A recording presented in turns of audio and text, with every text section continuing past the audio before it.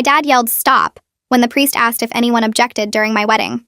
My dad, Terry, always had to be the center of attention at every event with his stupid jokes that only he found funny, while everyone else just felt uncomfortable and embarrassed. At my cousin's wedding, he pretended to choke during the vows to get laughs, but just disrupted the entire ceremony. At my college graduation, he yelled, "That's my baby," when I walked across the stage, even though they specifically asked parents to hold applause until the end. At my engagement party, he gave a 40-minute speech about how I used to eat dirt as a child and wet the bed until I was 9, which weren't even true stories, just things he made up for entertainment.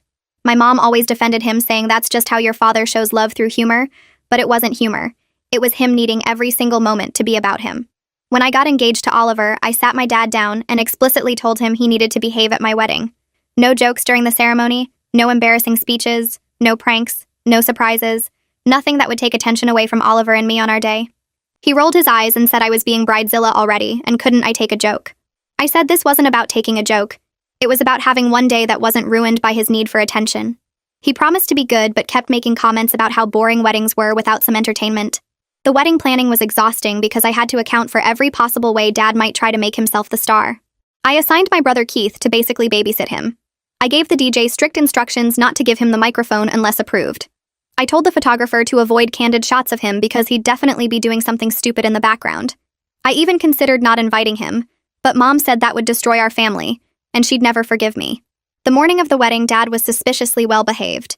He got dressed without complaint, didn't make jokes during photos, and actually seemed to be taking it seriously. I started to relax, thinking maybe he'd finally understood this wasn't about him. Oliver and I had planned a beautiful traditional ceremony at my grandmother's church, where my parents had also gotten married. We had 200 guests all dressed formally, and the atmosphere was perfect. Everything was going smoothly until we got to that part of the ceremony. The pastor said, "If anyone objects to this union, speak now or forever hold your peace." And there was the normal silent pause where everyone waits for the ceremony to continue. Then my dad stood up and yelled, "Stop, I object," in the loudest voice possible. The entire church gasped. Oliver's face went white. My mom grabbed Dad's arm, trying to pull him down. The pastor looked confused and asked, "Sir, what is your objection?" Dad started laughing and said, "Just kidding, wanted to see everyone's faces." Gotcha. He was the only one laughing. 200 people sat in stunned silence.